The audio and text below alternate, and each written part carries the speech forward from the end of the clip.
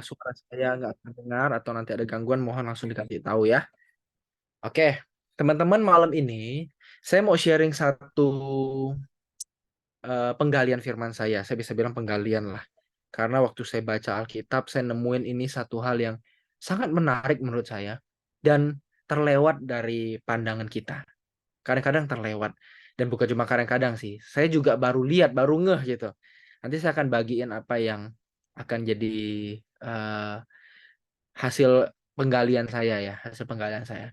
Tapi sebelum itu saya mau kasih intro dikit bahwa seringkali teman-teman kita punya satu pemikiran bahwa yang kita ingini itu Tuhan, yang kita mau itu kita serupa dengan Dia. Tapi teman-teman, seringkali itu jadi jargon ya, bahasanya jargon ya.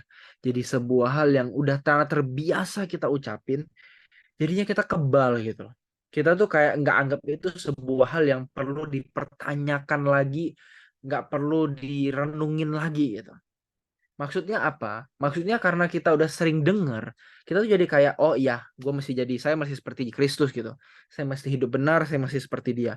Tapi konkretnya nih, nyatanya nih dalam kehidupan sehari-hari itu kayak gimana? Nah itu yang kadang-kadang kita kelewat dan kita udah nggak mempertanyakan lagi. Yang kita tahu cuma ya udah, apa sih tujuan Kristen seperti Yesus? Seperti Yesus yang gimana? Nah ini yang kita kadang-kadang kalau ditanya kita juga bingung. Ya baiklah, ya mengasihi orang, ya umum-umum gitulah. Kenapa? Karena udah kebal. Karena udah masuk kiri keluar kanan gitu ya. Nah malam ini kita mau belajar satu hal teman-teman. Satu hal tentang hal yang penting banget dari satu kisah. Yesus, Lewi, dan ahli Taurat, teman-teman. Nah, ini ada gambar yang cukup ini ya, kayak eh, apa ya, mind blowing gitu ya.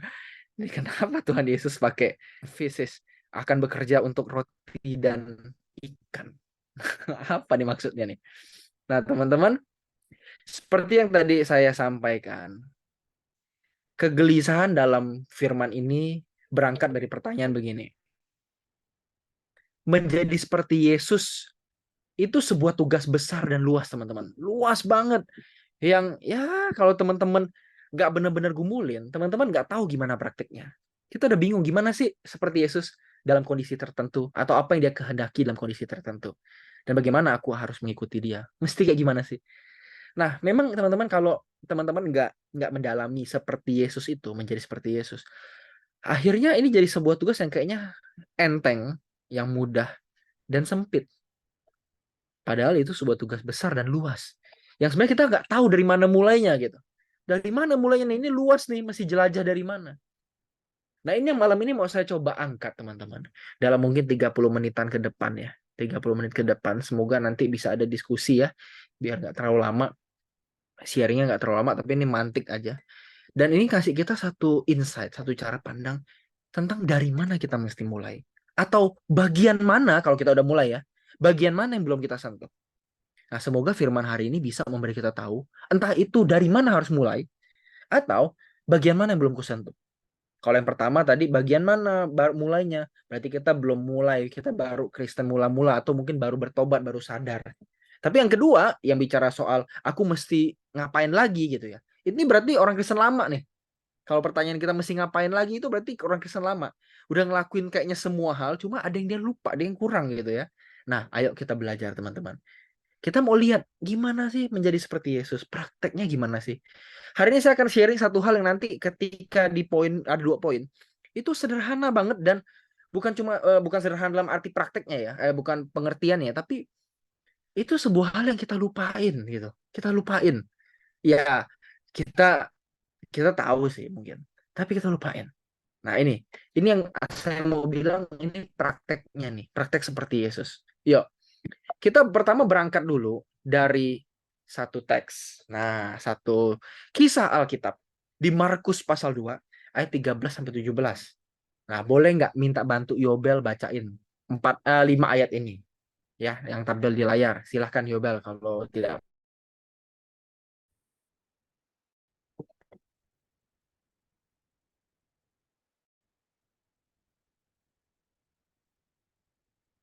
Markus berapa tadi kok? Sorry, sorry. Ini langsung di layar Oh, bentar, bentar, bentar. muncul nggak? Zoomku double screen. Screennya satu hilang. Bentar, bentar kok. Oh, ganggu. Ya. Enggak, bisa, bisa, bisa kok. Oke, bisa-bisa ya.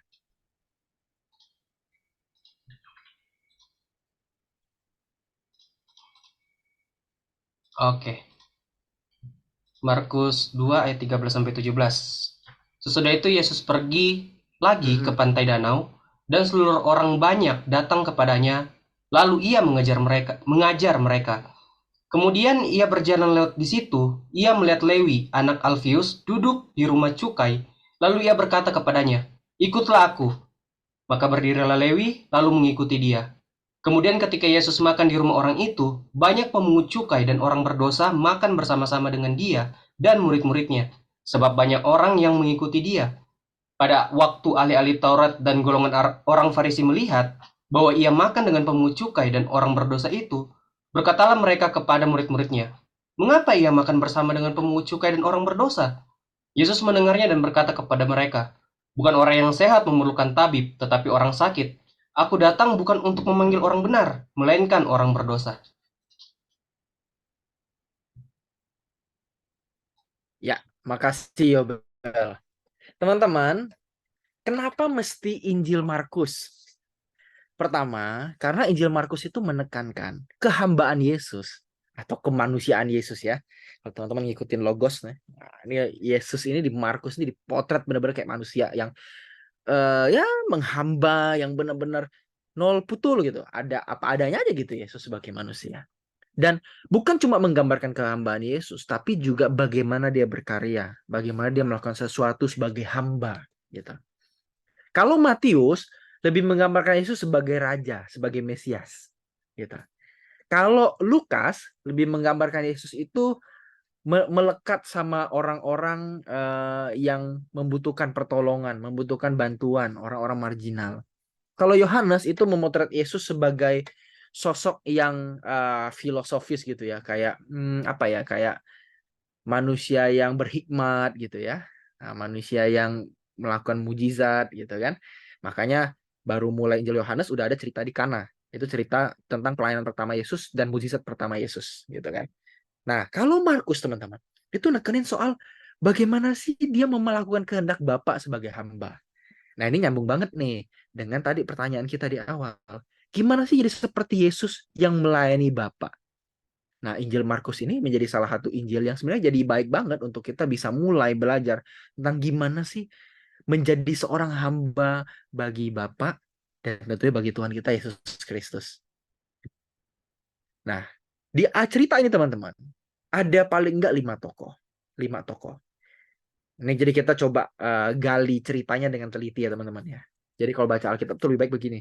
Jadi mending dikit tapi dalam gitu. Nah, kayak gini. Cerita di teman ini teman di cerita ini teman-teman ada 5 tokoh. Yang pertama pasti Yesus. Yang kedua di ayat 13 dikenalkan ada kerumunan orang yang ingin mendengarkannya. Ini adalah istilahnya figuran ya. Kalau Yesus tuh protagonis kalau di film gitulah. Kalau Lewi ini juga protagonis. Para pemungut cukai dan orang berdosa itu juga adalah protagonis gitu ya. Atau ya lebih tepatnya mereka nanti lebih ke arah figuran sih sebenarnya sih. Tapi mereka pro lah, masih orang yang positif. Nah, ahli Taurat ini adalah tokoh-tokoh antagonis gitu. Orang tokoh yang nanti melawan tokoh-tokoh protagonis gitu kan. Nah, ini nih. Jadi ada lima kelompok tokoh dalam cerita ini, teman-teman. Terus apa sih yang mau dikisahin dari cerita ini? Dia mau cerita apa sih? Nah, di cerita ini teman-teman, saya paling nggak dapat dua rema, 2 poin yang sangat penting buat kita belajar supaya teman-teman tadi kita bisa menjadi seperti Yesus, niruin Tuhan Yesus secara nyata, bukan cuma sekedar angan-angan, tapi benar-benar nyata, dirasain sama orang lain. Yuk kita lihat yang pertama. Yang pertama teman-teman, di kisah ini kalau teman-teman teliti, kita bisa metik satu pelajaran yaitu Yesus yang mencari orang berdosa berdosa dan merugikan. Yang bisa kita sebut sekarang sebagai pinggiran atau powerless ya. Orang berdosa dan merugikan kan mereka orang pinggiran dan powerless. Ketika dunia mencari orang yang benar dan menguntungkan. Orang-orang yang ada di pusat perhatian dan powerful, punya kuasa, punya uang, punya relasi. Yesus nggak seperti dunia. Dia menolak untuk mencari orang yang benar dan menguntungkan saja. Kalau dia mencari orang benar dan menguntungkan, dia pergi ke ahli-ahli Taurat dan orang-orang Farisi. Kenapa? Karena mereka memegang peranan penting di agama. Dan ketika Yesus bersama mereka, Yesus akan jadi tokoh agama yang cepat melejit. Istilahnya pansosnya cepat banget. Panjat sosialnya pasti cepat. Dan dia akan jadi rabi yang terkenal, yang ya semua orang respect, semua orang hormat, semua orang senang. Gitu. Dan dia akan mungkin punya kesempatan untuk punya kekayaan lebih. Karena kalau dia khotbah, PK-nya lebih besar gitu kan. Orang-orang yang Yahudi kan ya pasti ngasih duit ke para agamawannya kan. Nah, Yesus pun akan kecipratan harusnya. Gitu. Kalau dia bareng-bareng sama ahli-ahli Taurat.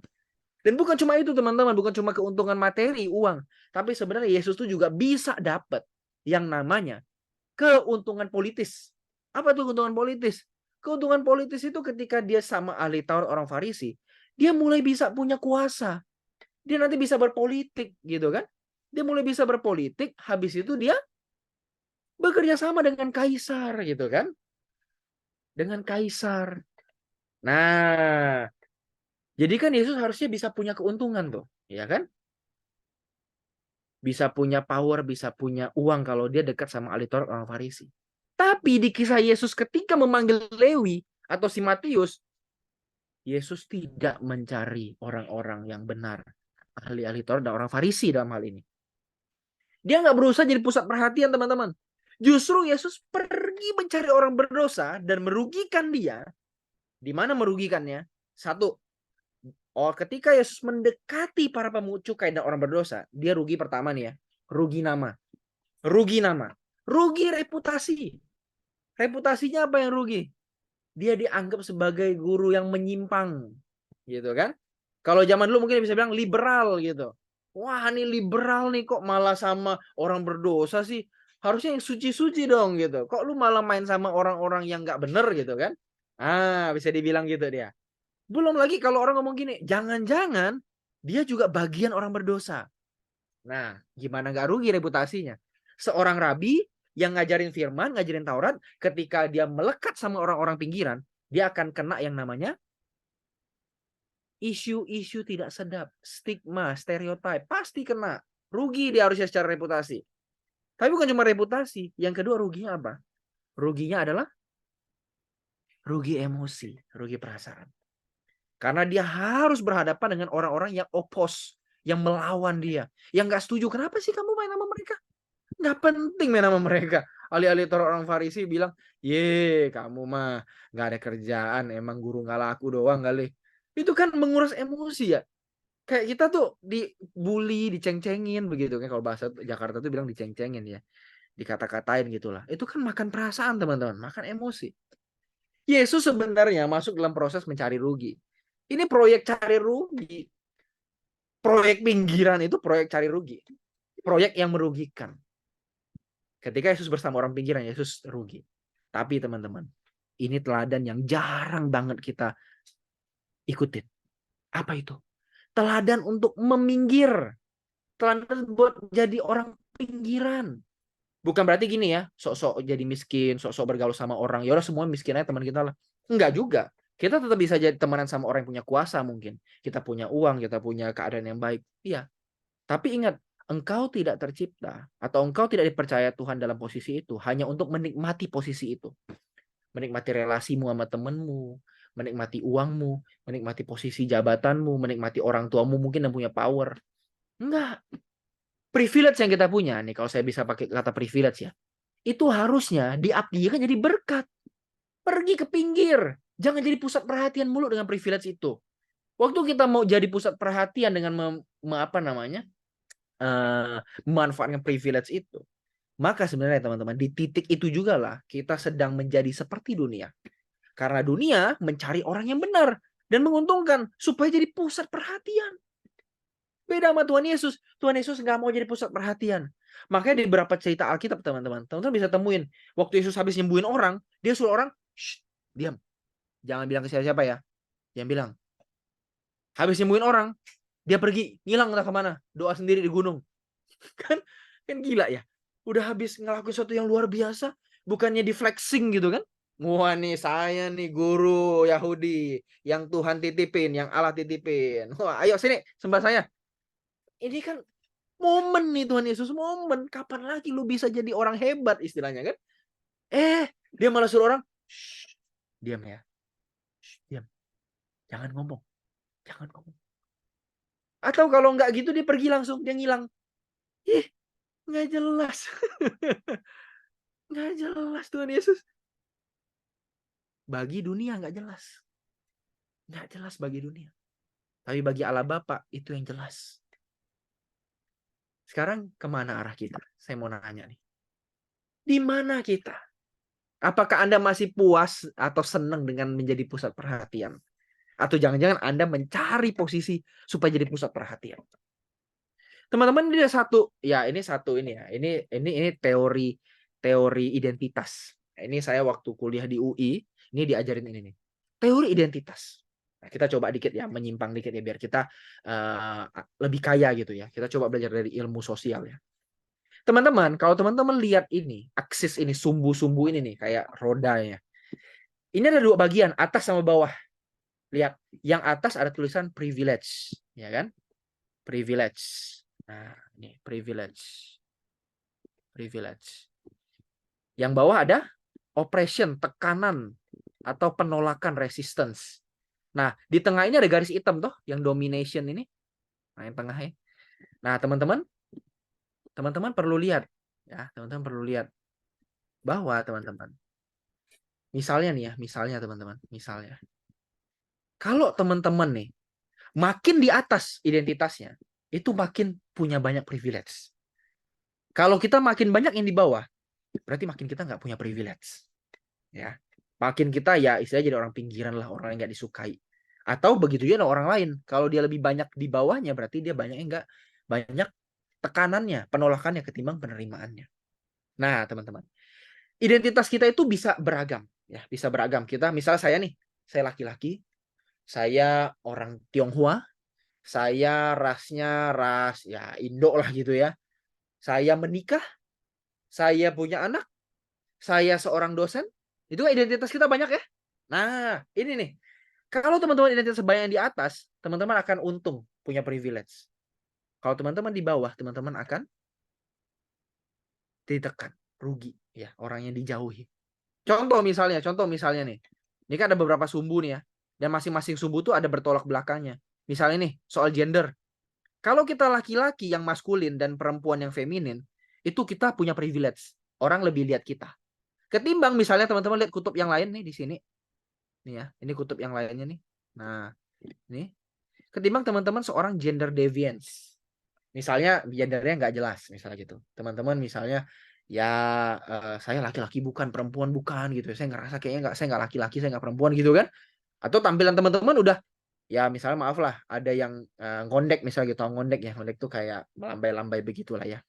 Nah, mereka itu akan lebih mengalami tekanan. Mereka lebih ngalamin tekanan. Contohnya misalnya dalam hal ekonomi keuangan. Saya tadi baru wawancara sama salah satu transpuan alias waria gitulah ya. Pria yang menjadi perempuan. Dia cerita teman-teman.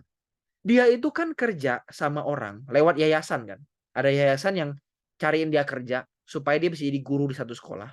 Tapi sekolah itu harus setornya ke yayasan itu cara bayarnya. Jadi gajian itu nggak langsung ke rekening si transpuan ini, waria ini. Nah ada tapi dia waria itu nggak terlalu kelihatan kayak waria gitu ya. Dia masih kayak cowok gitu tampilannya. Tapi dia sebenarnya waria gitu. Nah oke, singkat cerita, dia ini cerita tadi. Dia cerita tadi. Tahu nggak? Hanya karena dia waria. Hanya karena dia waria. Dia itu dibedain gajinya sama temennya yang satu angkatan sama. Yang itu adalah laki-laki tulen. Laki-laki tulen. Lihat. Ada beda toh antara yang tadi male maskulin sama female feminin gitu. Temennya dapat 1 juta, dia dapat 500 ribu doang. Hanya karena apa? Hanya karena dia waria. Karena bosnya tahu, yayasannya tahu. Nih orangnya waria yang perlu duit. Gua kasih berapa aja dia mau pasti. Saya kasih berapa aja dia mau. Dia nggak mungkin nolak karena dia susah cari kerja. Beda sama temen yang satu lagi. Temen yang satu lagi lebih punya daya tawar. Kalau dia nggak bayar saya benar, saya keluar nih. Nah gitu kan. Nah, ternyata itu pun bisa membuat kita untung. Lahir sebagai perempuan dan laki-laki yang maskulin feminin ya. Kalau laki-laki maskulin, perempuan feminin. Itu untung teman-teman. Teman-teman punya privilege gitu. Ya kan? Sama dengan yang lain juga kalau teman-teman lihat nih misalnya. Ya, kalau teman-teman lihat. Saya bisa tunjukin lagi. Misalnya nih teman-teman nih ya. Maaf ya. Teman-teman laki-laki nih, male. Itu tuh udah privilege ketimbang kutub 180 derajat yang di sini nih. Set yang di sini nih. Nah, yang female ini. Jadi perempuan itu di masyarakat kita itu kurang berprivilege ketimbang laki-laki loh. Buktinya apa? Satu, dari lahir aja orang-orang lebih senang anaknya laki-laki ketimbang perempuan, betul nggak? Karena dipikir anak laki-laki itu membawa nama marga. Dan kalau kuliah nih misalnya kuliah harus laki-laki sama perempuan kuliah, abang adik kuliah nih, sama-sama harus kuliah nih. Pasti yang diutamain siapa? Laki-laki. Karena katanya akan cari nafkah dan sebagainya. Perempuan nggak usah terlalu pinter lah. Toh nanti juga di dapur, sumur, dan kasur. Katanya begitu. Jadi jadi laki-laki pun ada privilege. Apalagi sebut deh misalnya teman-teman nih soal umur yang ini ya, age. Teman-teman yang muda itu tuh privilege ketimbang apa? Orang tua, old. Yang tua itu udah kurang kurang diminati di dunia kerja lah, di pelayanan lah, kurang diminati karena mereka udah ya istilahnya udah susah mau apa-apa susah gitu dikit-dikit pelayanan dikit bisa berdiri agak lama encok gitu kan. Makan salah dikit kolesterol, ya kan? Susah udah tua. Kalau muda kan apa aja bisa, kerja 8 jam, 12 jam juga bisa kan. Makanya ada teman-teman yang jadi budak korporat dan apa? Budak korporat yang tidak pernah beristirahat, ya kan? Akhirnya P7 kalau masih muda tuh P7. Pergi pagi, pulang petang, penghasilan pas-pasan, pantat pegel-pegel. Itu anak muda yang kerja jadi budak korporat 8 sampai 12 jam. Tapi kenapa muda masih dipakai? Ya karena mereka bisa, nggak capek. Lihat, teman-teman pasti lebih dicari di dunia kerja. Dan makanya orang muda itu lebih punya privilege ketimbang orang tua. Gitu ya. Belum kalau nanti teman-teman ngomong warna kulit nih. Orang yang warna kulitnya ini cerah ya, itu punya privilege, beauty privilege ketimbang orang yang skinnya gelap nih, dark skin. Orang yang kulitnya gelap. Orang kalau udah lihat kulit gelap ya, banyak stereotip misalnya. Coba lihat laki-laki dan kulit gelap. Yang di pikiran kita apa? Wah, ini orang jahat nih, jangan-jangan nih, mesti hati-hati nih. Kayaknya maling motor nih, begal nih kayaknya ya kan. Hitam-hitam begini. Coba tapi yang putih-putih kayak saya nih. Wah, ini pendeta nih, ini orang pintar nih. Padahal belum tentu, jangan-jangan saya begal juga. Begal hati istri saya maksudnya. Ya kan, stereotip masyarakat kita kan begitu. Padahal belum tentu orang yang kulit gelap itu orang jahat. Tapi kan orang gelap itu kita langsung, ih kenapa nih dia gini? Gitu kan. Banyak pokoknya nih, teman-teman tinggal lihat sendiri nih. Yang kalau teman-teman identitasnya makin di atas, makin di sini. Makin teman-teman punya banyak privilege. Dan makin teman-teman diminati. Atau kalau teman-temanmu yang ada di mereka punya identitas yang di atas, berarti mereka semakin orang yang punya privilege. Nah, sekarang saya mau nanya, berapa banyak teman-teman yang ada di bawah ini? Atau ya bukan teman tapi paling enggak kenalan lah gitu, yang ada di bawah ini. Yang kalian pernah naruh kepedulian pada mereka yang di bawah ini loh nih. Yang ada di subu bawah ini. Berapa banyak? Berapa banyak teman-teman yang di bawah ini loh nih.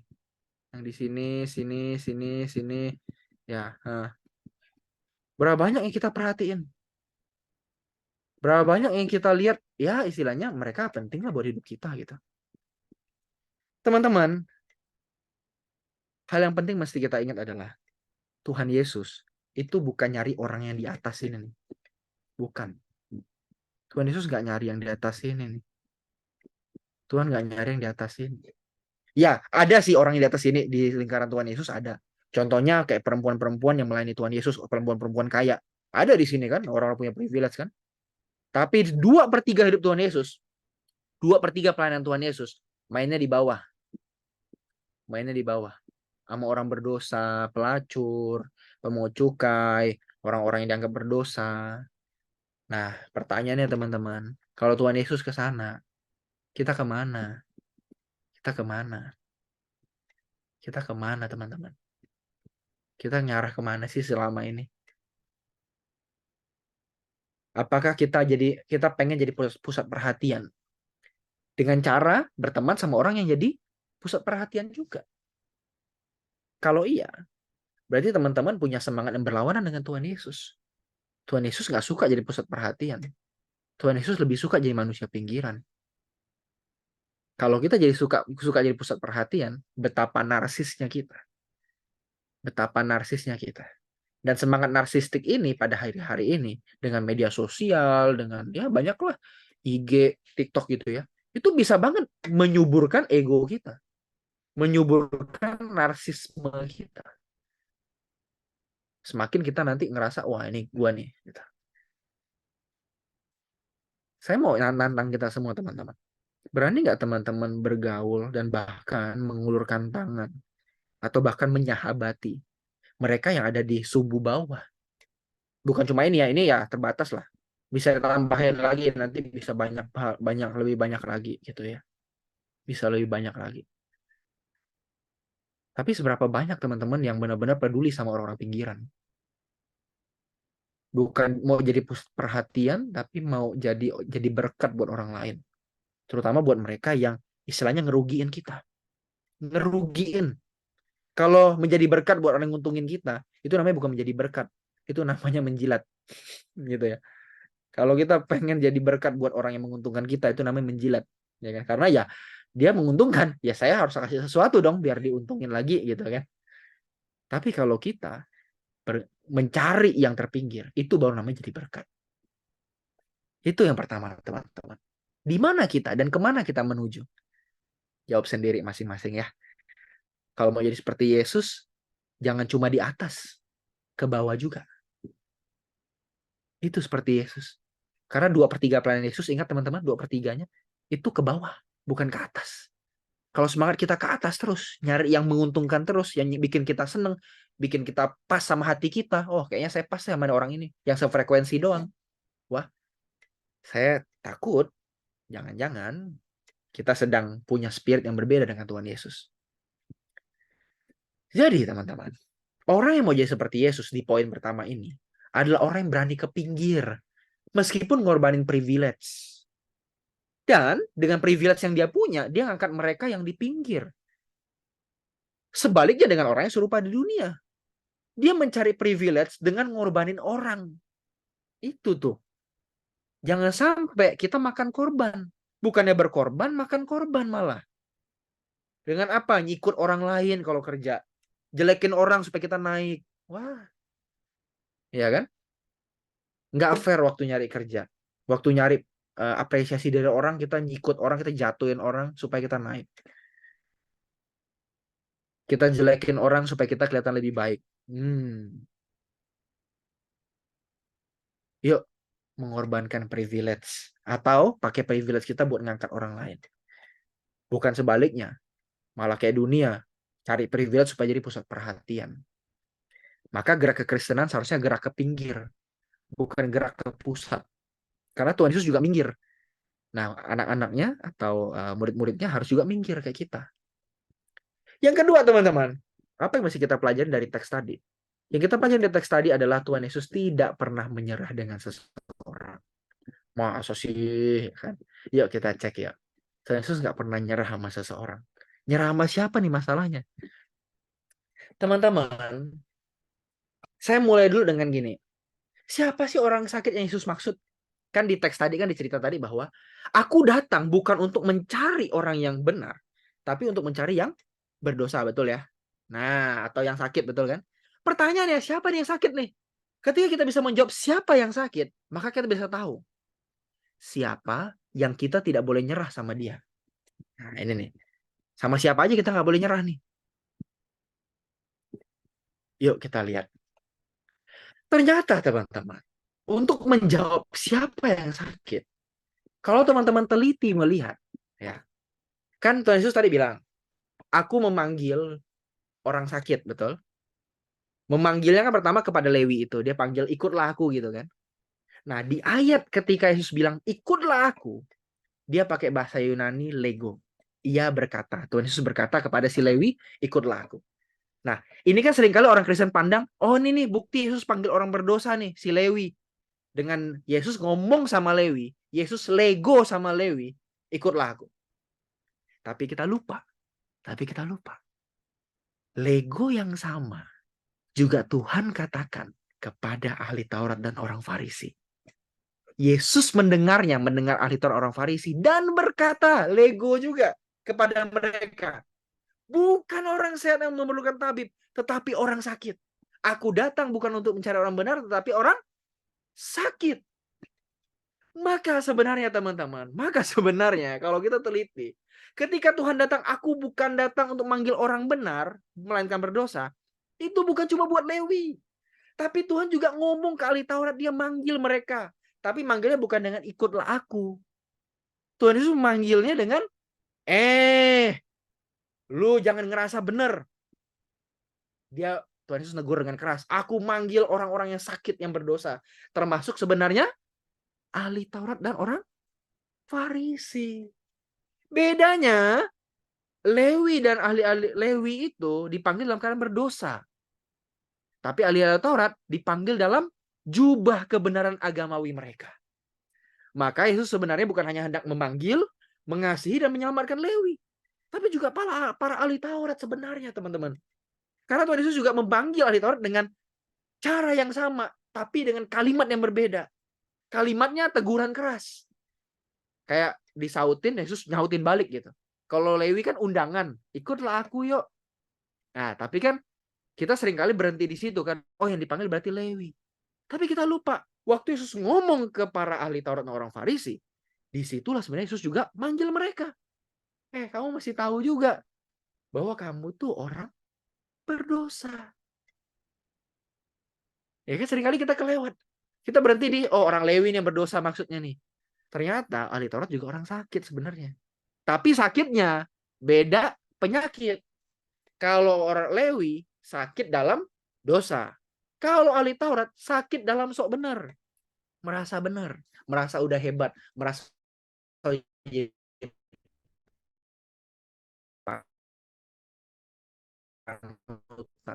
sombong. Tapi sama-sama itu.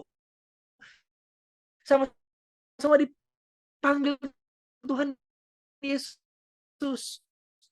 Makanya ketika Tuhan katakan, aku datang bukan untuk memanggil orang benar, melainkan orang berdosa.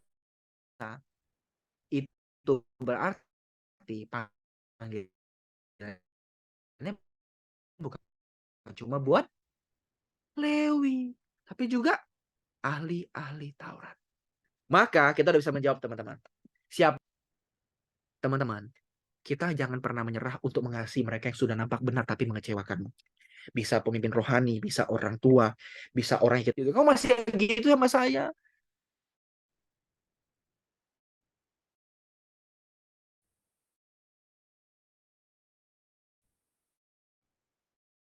Teman-teman ingat, mereka pun orang yang sakit dan mereka juga sakit dan berdosa. Mereka nggak sadar aja. Sama lah teman-teman. Orang yang kita anggap panutan, benar, tapi ngecewain kita kan. Ingat teman-teman, mereka pun sakit dan berdosa seperti kita. Dunia mengajarkan kita baca Alkitab. Ahli Taurat dan orang Farisi itu kayaknya pengen kita pukul aja gitu kan. Udahlah Tuhan, gak usah diurusin lah.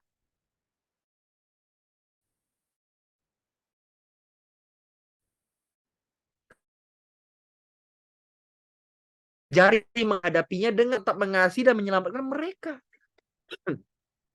Tuhan Yesus tuh berkeras hati. Keras hati apa? Buat mengasihi dan menyelamatkan mereka. Yang tercermin dengan apa? Ketika Yesus selalu jawabin orang-orang Farisi dan ahli Taurat.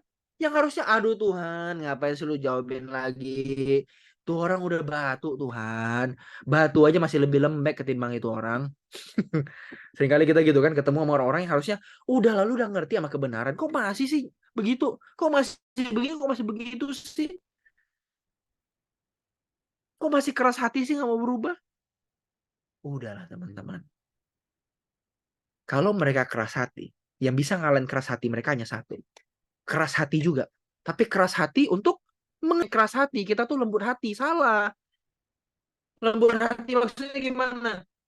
Maksudnya begini. Oh ya udahlah. Oh dia udah kenal kebenaran, biarin aja. Sekarang urusan dia sama Tuhan. Langsung. Baru sekali kita ngajarin dia, baru sekali kita berusaha buat rangkul dia, terus kita gagal. Ya udahlah, biar Tuhan aja bagiannya. Ya udah saya nanti aja deh, saya lain kali deh. Udah cukup deh sekali aja. Kita terlalu lembut hati, gampang nyerah sama orang. Harusnya kita mesti keras hati. Keras hati maksudnya gimana? Bersikukuh untuk tetap mengasihi dan mencari orang yang kelihatannya keras hati, tegar tengkuk. Jangan pernah nyerah. Jangan. Kalau orang yang ada di lingkaran kita udah nggak ngerti kebenaran, berulang lagi dosanya. Yuk jangan nyerah sama mereka. Jangan nyerah sama orang yang kayaknya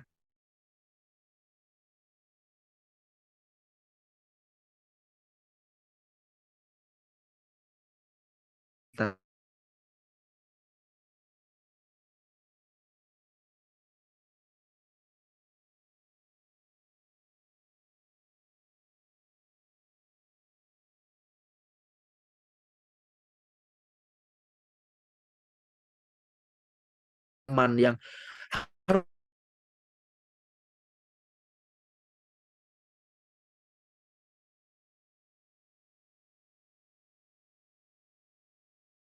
istirahat bentar, nanti. Sama seperti Tuhan nggak pernah nyerah sama kita. Juga jangan nyerah sama orang lain. Sama kayak Tuhan Yesus nggak nyerah sama ahli Taurat dan orang Farisi. Dia selalu jawabin. Ya, selamat bergumul. Tuhan berkati. Saya balikin ke MC atau yang berwenang ya.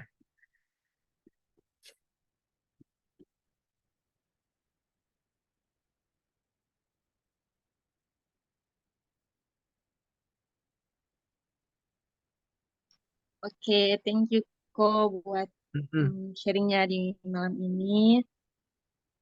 Kita bisa lanjut diskusi ya teman-teman, langsung aja Yes. kita tanya jawab. Jadi ya seperti yang sudah aku bilang di grup, kalau misalnya ada pertanyaan teman-teman bisa langsung tanya ke Ko Adit, tapi kalau ada yang malu-malu bisa chat ke Kak Yobe atau ke aku, nanti ditanyain. Oke, siapa ini yang mau atau ada pertanyaan? Kak Rio atau Kak Casey mungkin ada.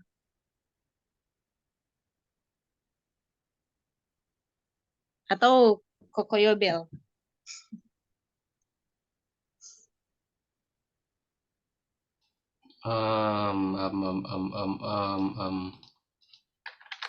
Mungkin bertanya sih.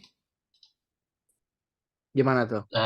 Tadi kan Koko sempat singgungkan yang soal kalaupun pemimpin atau kakak rohani kita mengecewakan kita, ya jangan pernah menyerah dengan mereka gitu.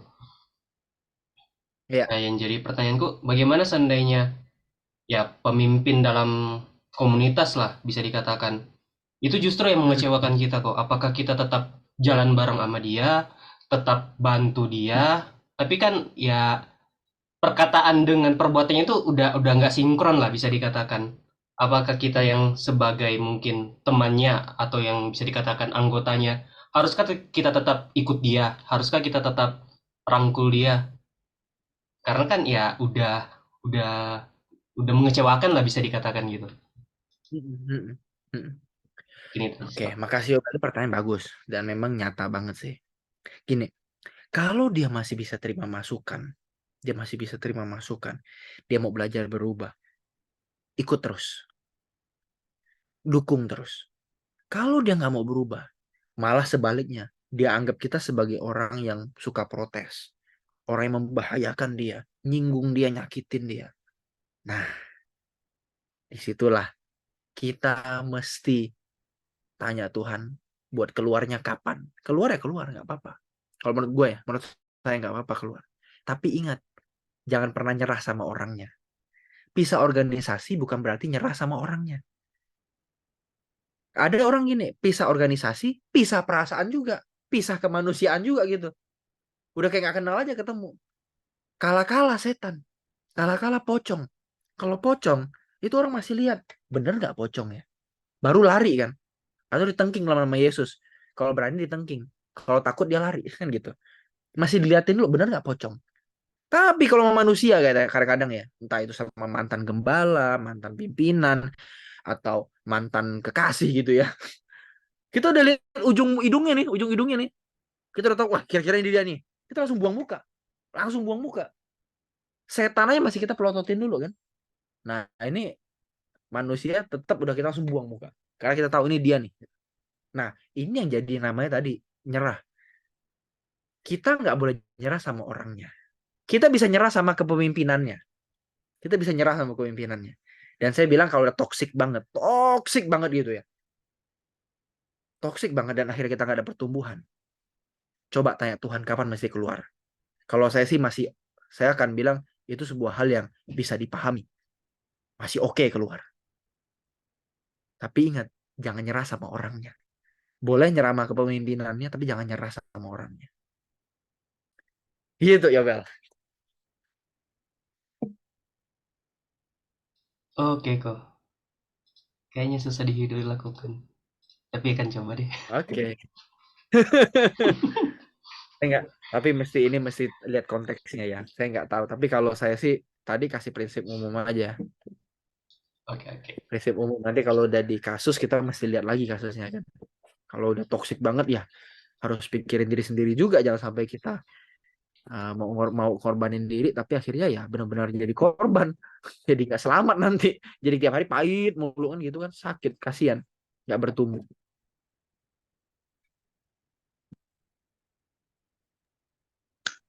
Oke, gimana Kak Yobel? Masih ada lagi? Udah sih. Iya. Oke, thank you Pertanyaan Kak. ini saja susah Kalau mau dilakukan.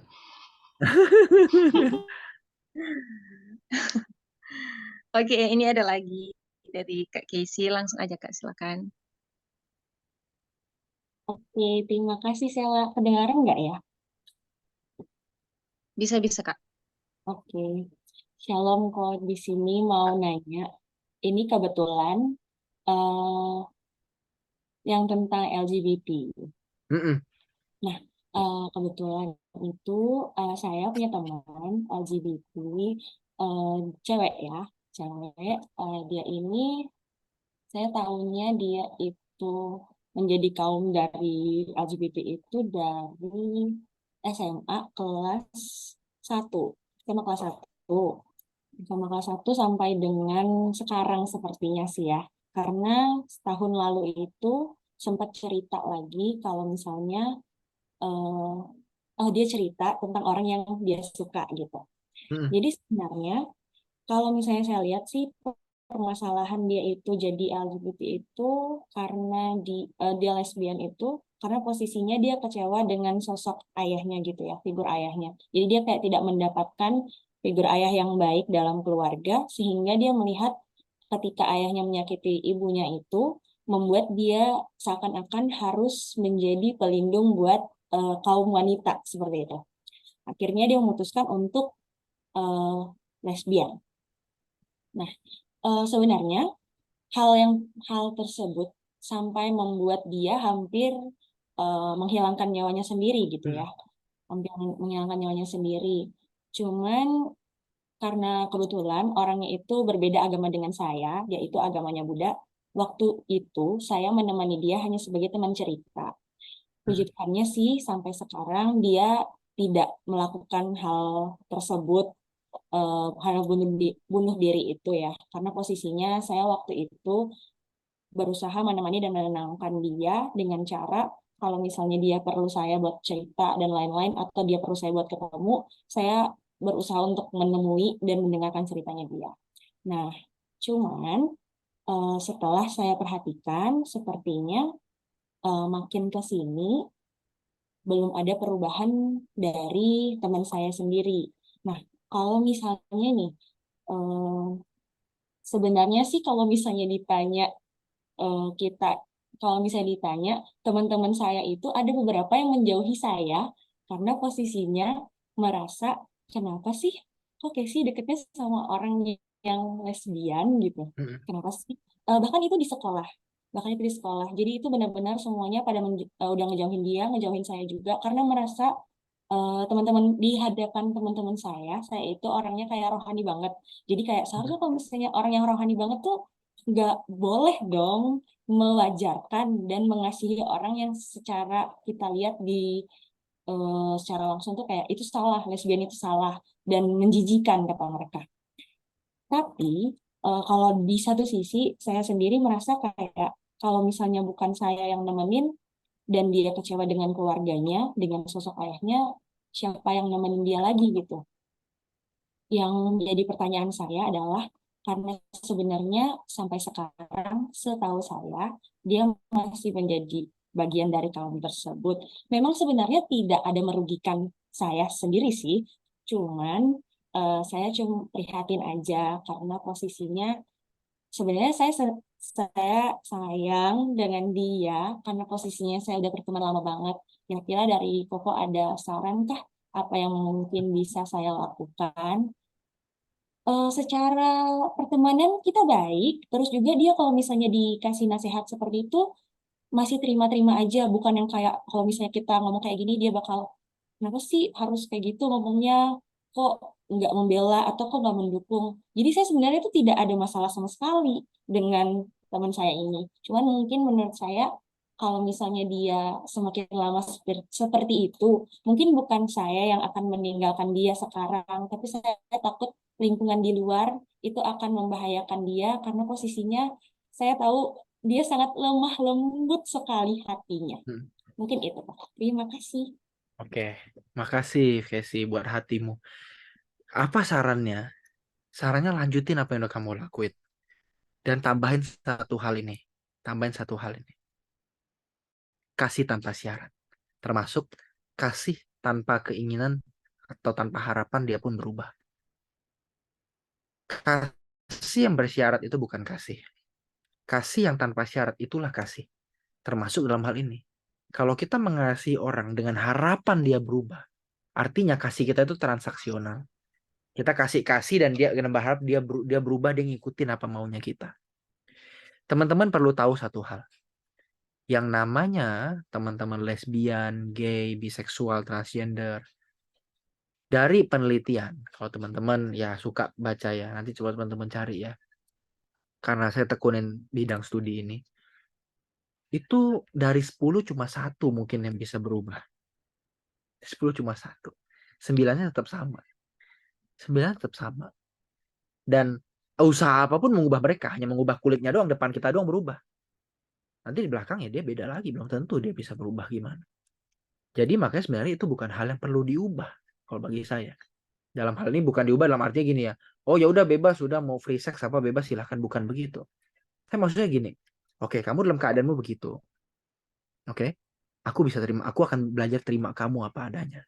Aku tunjukin kasih Yesus pada dirimu supaya kamu jadi orang benar seperti Yesus, ngikutin keadaan Tuhan Yesus. Gitu. Jadi kayak istilahnya ya kita berharap mungkin dia ya, dia merasa tersentuh, merasa diberkati, dan dia bisa nemuin Tuhan dalam diri kita, apa yang Tuhan kehendaki. Bagaimana hidup kudus di hadapan Tuhan dengan apa yang dia lihat dari hidup kita. Tapi kalau dari kita sendiri pun kita transaksional gitu ya, aku mengasihi kamu kalau kamu mau berubah gitu ya. Kalau kamu nggak berubah saya menyerah. Nah ini akhirnya mereka nggak bisa berubah, nggak bisa berubah dalam arti bukan orientasinya ya. Kalau orientasi itu 90% nggak berubah, tapi hatinya yang berubah. Kalau orientasi, kalau perbuatannya baik, nggak masalah kan. Kalau orientasinya istilahnya nggak lawan jenis, tapi dia perbuatannya benar, ya nggak masalah kan. Yang penting perbuatannya yang jadi masalah kan di situ. Nah itu bisa dari mana berubahnya? Ya kalau dia melihat ada orang yang bisa dia jadiin teman, dia jadiin panutan, dia jadiin dalam tanda kutip ya malaikat Tuhan dalam hidup dia yang ngomong ke dia gitu. Nah, urusan orang ngomongin apa tentang kamu, saya mau bilang satu hal gini, Casey. Kamu makin seperti Yesus kalau gitu. Kamu udah mirip Tuhan Yesus. Karena Tuhan Yesus juga diomongin waktu dia sama orang berdosa, pemungut cukai. Bagus berarti. Justru di situlah kamu ada indikator seperti Tuhan Yesus. Ada gejala seperti Tuhan Yesus. Waktu kamu sama orang pinggiran terus kamu diomongin. Harusnya bersyukur. Jadi ya kata Tuhan bilang begini. Berbahagialah mereka yang dianiaya karena aku. Ya kan? Nah kamu kan dianiaya karena kebenaran. Karena kamu berpihak pada orang yang lemah istilahnya. Yang hampir mau bunuh diri lah. Yang gak punya temen lah. Yang dianggap jijik lah sama orang lain. Tapi kamu teman sama dia. Nah kamu seperti Yesus. Kok nanti ketularan nggak kok? Nggak, percayalah. Barang itu masih ada bakatnya. Barang itu masih ada bakatnya. Kalau kamu nggak ada bakatnya, kamu nggak akan bisa kayak mereka. Sama, mereka juga gini loh istilahnya ya. Mereka tuh nggak punya bakat kayak kita lawan jenis. Suka lawan jenis. Jadi nggak bisa juga suka lawan jenis. Sama kayak kita yang suka lawan jenis, dipaksa homo, dipaksa lesbian, dipaksa gay, pasti setengah mati. Pasti mau mati rasanya. Coba deh kita yang cowok-cowok nih, saya, Yobel, Rio. Coba suruh cium cowok, coba. Cium cowok lain bisa nggak? Waduh, otak kita kan langsung, udah begini kan, nggak bisa. Saya bisa cium istri saya kan gitu kan. Nah mereka juga sama Casey dan teman-teman lain. Waktu mereka disuruh berubah dalam arti dia lesbian, disuruh suka cowok gitu ya, dia sukanya cewek, dia tuh stres kayak kita, sama persis. Orang hetero disuruh homo, sama kayak orang homo disuruh hetero, stres juga gitu. Nggak bisa gitu loh. Kayak kita coba Casey disuruh suka cewek kan nggak bisa kan. Sela disuruh suka cewek kan pasti nggak kebayang gua kok gitu, aku nggak kebayang kok gitu. Sama mereka juga nggak kebayang gimana caranya untuk itu, untuk mengubah diri mereka nggak kebayang gitu. Jadi kalau ini bukan hal yang bisa diubah, paling nggak begini, ubah hatinya gitu. Kalau biologis yang nggak bisa diubah, ubah hatinya. Dengan apa? Kasih Tuhan Yesus yang nggak ada syaratnya. Jangan kasih syarat. Oh, aku bertahan sama kamu kalau kamu setahun ini baik ya, kalau enggak aku nyerah. Itu nggak akan mengubah mereka. Nggak akan mengubah mereka.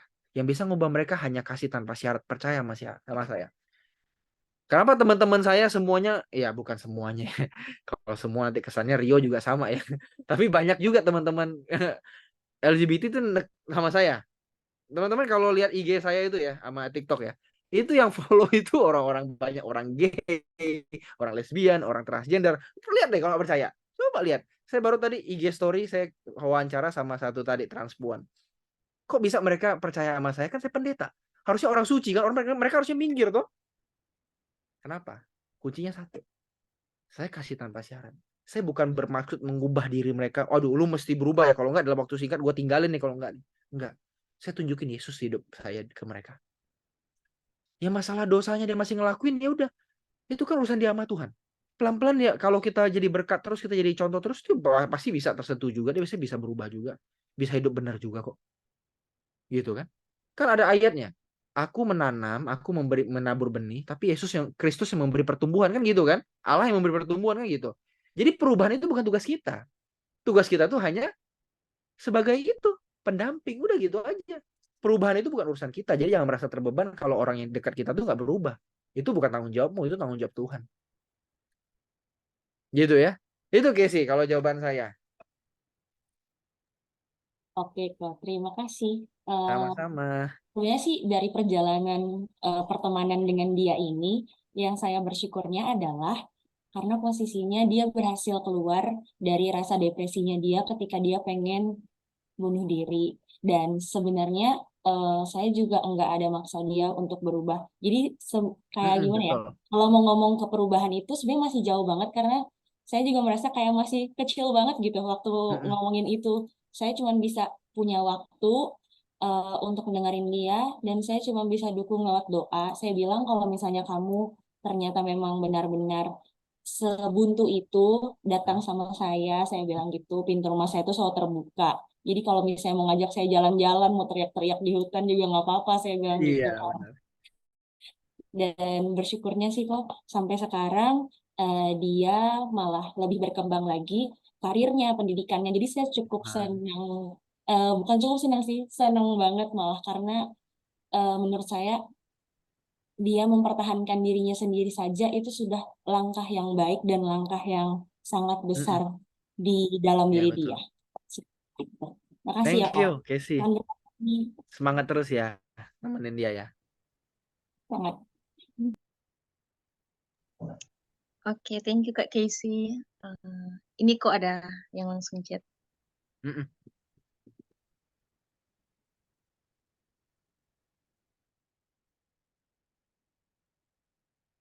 Apa tuh?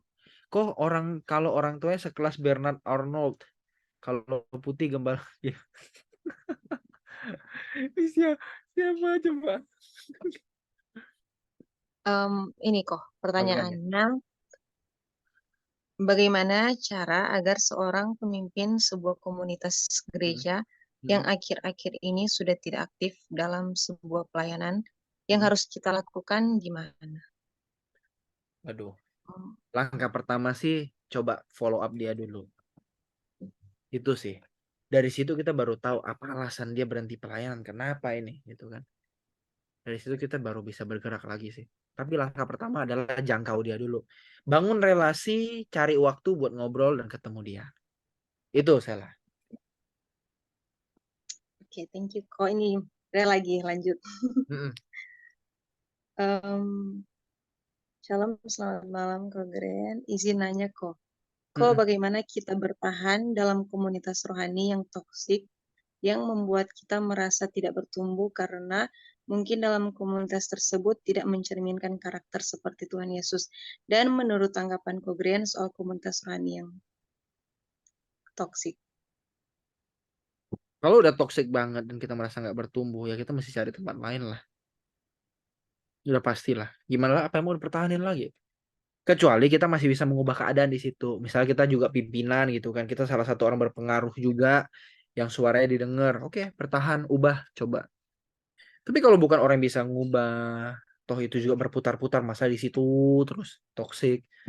Udahlah, minta pimpinan Tuhan untuk coba kemana Tuhan aku mesti jalan. Kapan mesti ke jalannya? Gitu. Ya mau gimana? Solusi terbaik emang begitu aja sih.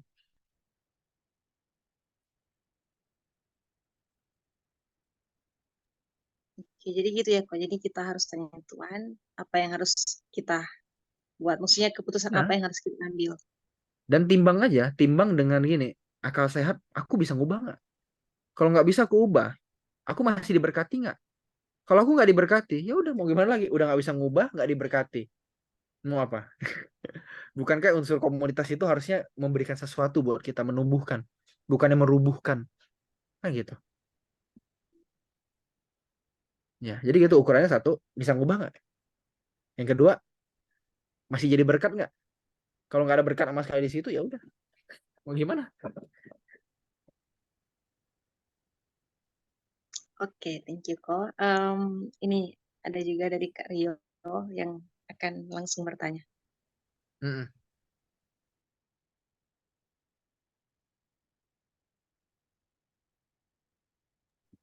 Halo, Shalom Ko Gren. Halo, shalom yo. Apa kabar kok? Baik, sehat, bisa dilewati. Ini aku kayaknya nanya nggak soal case ya, soal Mm-mm. doktrin aja deh kok. Oke, terus gas. Ini kan tadi ya aku perhatiin bahas soal Tuhan Yesus, Lewi dan ahli Taurat ya. Mm-mm. Tiba-tiba tadi dari kisah yang tadi Ko Gren bawa itu, aku kembali berpikir ke pertanyaan yang pernah aku tanyain sebenarnya, dan mungkin aku juga pernah mendapat jawaban dari pertanyaan ini. Tapi aku kayak mau memastikan lagi begitu, karena aku yakin jawaban yang akan menjawab dari pertanyaan aku ini mungkin akan mengingatkan aku lagi atau menambah pengertian baru begitu. Mm-mm. Nah, menurut Ko Gren, kita kan tahu ya di Kejadian pasal 6 itu kan waktu Allah berkata manusia itu udah sangat jahat, dunia itu udah sangat jahat sampai Allah itu menarik Roh Kudus. Mm-mm. Nah, waktu zaman Tuhan Yesus itu hadir, Tuhan Yesus itu hidup di dunia. Peran Roh Kudus itu apa kok? Secara spesifik. Dan aku kan pernah kayak berbicara waktu kuliah itu ya. Ada grup ada salah satu pembicara waktu itu. Dia memang dari, aku sebut aja ya kok ya. Dia dari Reform kok. Iya. Reform itu kan tidak percaya predestinasi. Mm-mm. Dan dia mengatakan orang-orang yang pada zaman perjanjian lama itu sampai sebelum Yesus lahir itu adalah orang-orang yang mati secara rohani. Nah, tapi aku nggak percaya. Karena kenapa? Karena Tuhan pun masih memilih orang-orang atau tokoh-tokoh perjanjian lama. Betul. Otomatis pasti Roh Kudus bekerja. Karena kan setauku doktrin yang kita pahami itu Roh Kudus itu mungkin tidak aktif seperti zaman anugerah. Dia hanya hinggap kepada orang-orang tertentu yang dipilih Tuhan. Nah, bagaimana dengan zaman waktu Tuhan Yesus hidup kok? Sudah ada Tuhan Yesus, apakah Roh Kudus perlu bekerja? Atau kalau misalnya Roh Kudus ada bekerja saat itu, otomatis kan waktu itu Tuhan Allah itu menggunakan sarananya itu hukum Taurat. Walaupun hukum Taurat pun banyak penafsiran-penafsiran oleh ahli Taurat yang tidak sesuai dengan esensi kebenaran. Tapi banyak juga orang-orang yang ternyata lewat tanda yang Tuhan Yesus berikan dari mukjizat ataupun hal-hal yang Tuhan Yesus ajarkan itu banyak mungkin orang-orang berkerumun untuk mendengarkan dia. Itu apakah hanya sekedar orang-orang Yahudi itu hanya mungkin peka terhadap wah ini jangan-jangan nubuat mengenai Mesias ini nih yang diceritakan dalam ahli Taurat atau dalam perjanjian lama atau kitab para nabi, atau memang Roh Kudus bekerja juga terhadap orang-orang itu yang memang hatinya itu tidak keras dan masih bisa diubah walaupun mungkin mereka belum seperti waktu itu belum seperti zaman anugerah yang dimana Roh Kudus itu bekerja. Itu aja mungkin pertanyaan dari aku. Iya. Satu, yang pertama, apakah Roh Kudus bekerja sama Tuhan Yesus? Iya. Buktinya Tuhan Yesus sendiri didampingi Roh kan. Dan ya kan di Matius ditulis, waktu setelah Yesus ngomong, mengajarkan ajaran, orang-orang tuh pada kagum kan. Wah, yang kayak begini kita belum pernah lihat nih, mengajar dengan kuasa gitu kan. Nah, itu satu bukti bahwa Roh Kudus bekerja dalam ya ibaratnya sebenarnya gini, kita nggak bisa kayak plek-plekin banget ya PL sama PB sebenarnya. Tapi ya oke lah, katakanlah tadi ya kita coba ambil indikator itu ya. Pada masa yang transisi Tuhan Yesus, itu kan transisi PL ke PB itu gitu ya istilahnya ya. Nah, itu Roh Kudus juga udah punya karya yang menetap di situ. Karya menetap terbukti dengan Tuhan Yesus yang bisa menetapkan karya ini. Ya, Roh Kudus berdiam dalam diri dia kan. Kalau Yesus manusia seutuhnya dan Roh Kudus tidak temporal di situ, berarti kan udah mulai nih kayak zaman anugerah berarti kan. Nah, Yesus jadi orang pertama nih, Corpus Delicti pertama. Nah, yang kedua, apakah Roh Kudus juga bekerja di hati mereka? Iya, betul. Dan itu dari PL pun terjadi gitu. Dari PL pun terjadi. Melebutkan hati itu juga Roh Kudus ketika firman itu didengar.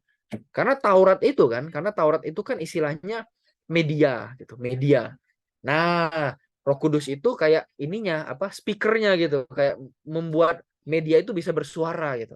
Nah, ketika mereka mendengar, hati mereka tersentuh, sebenarnya itu mereka sebenarnya dapat apa ya? Kayak dapat siraman dari Roh Kudus, ini loh artinya loh dari Taurat loh. Jadi mereka kayak nemuin, oh ini artinya nih. Mereka disegarkan, makanya ngerasa kayak nemu rema lah kalau bahasa kita sekarang, dapat remanya karena Roh Kudus itu memampukan mereka dapat rema gitu.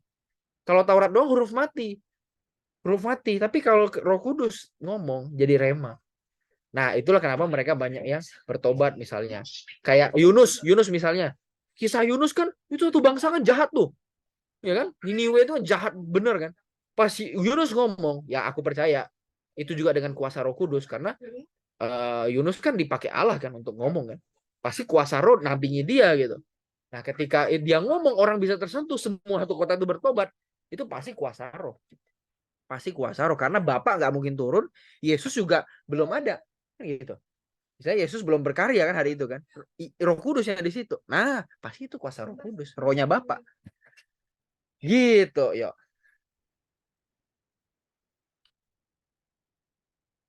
Oke, berarti sependapat kok. Aku cuma pengen mastiin lagi aja. Thank you, Pak. Thank you. Oke deh, thank you Kak Rio. Ini masih ada lagi kok. Mungkin mirip sama kayak pertanyaan di Sire ya. Bagaimana menghadapi seorang pemimpin rohani yang toksik, yang selalu menekan tentang jiwa-jiwa, padahal pemimpin rohani itu tidak bekerja. Karena pemimpin itu apa? Pemimpin rohani itu tidak bekerja. Kerja apa maksudnya ya? Jadi mungkin dia menekan ya untuk melihat jiwa-jiwa yang ada, tapi dia sendiri nggak mengerjakan itu kok. Oh, kerja maksudnya kerja sehari-hari gitu kan?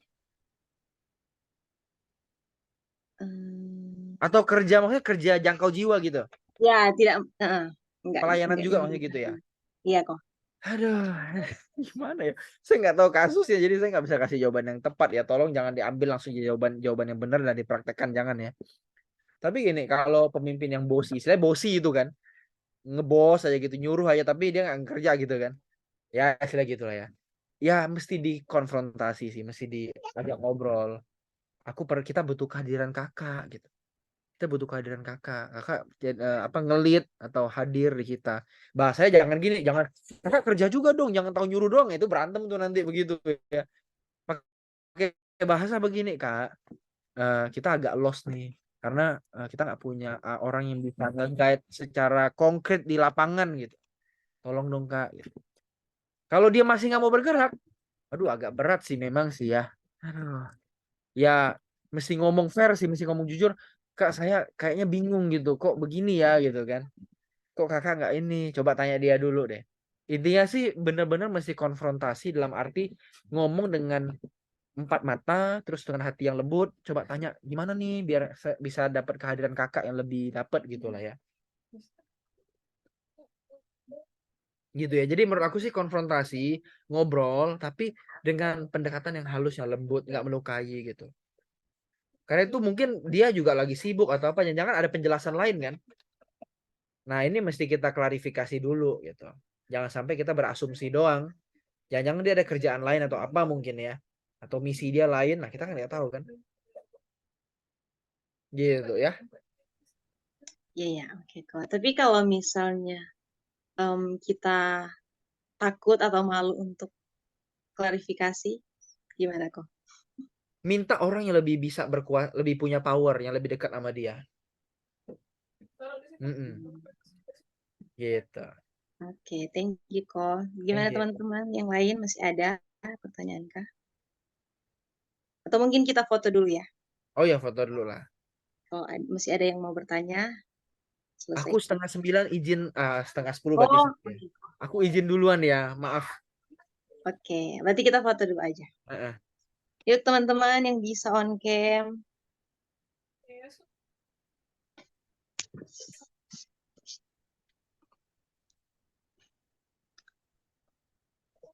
Ayo guys, sebelum ke Grand Leap. Erika, Cia, Rini, Prisia, Beka. Nanti yang foto Kak Yubel.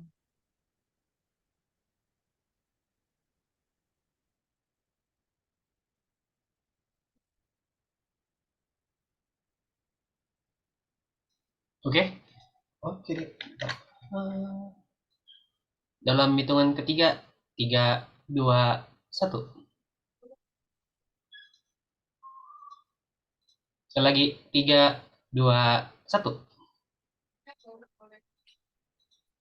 Oke deh. Oke. Oke teman-teman, maaf ya masih pamit dulu. Ada kerjaan lanjutan, Oke, yaitu oke kok. ngurus anak. Siap, thank you kok buat waktunya di malam ini. Nanti kalau Ya, teman-teman ada pertanyaan bisa langsung DM sama Ko ya Greg. DM IG langsung, selalu terbuka. Thank you Oke, teman-teman ya. Tuhan thank you berkati, kok. sampai ketemu Terima ya. kasih. Thank you, Ya, bro. God bless.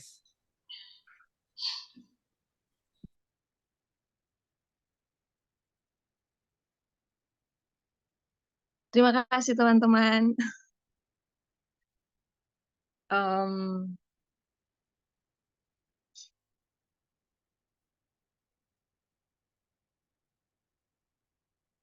wait ya, karena ini masih 9:30, apakah teman-teman masih bersedia? Masih bersedia untuk breakout room atau ngobrol-ngobrol aja di sini? Gabung, Jo. Oke, ya sudah. Yang tidak punya kesibukan, bisa ngobrol-ngobrol bareng kita di sini.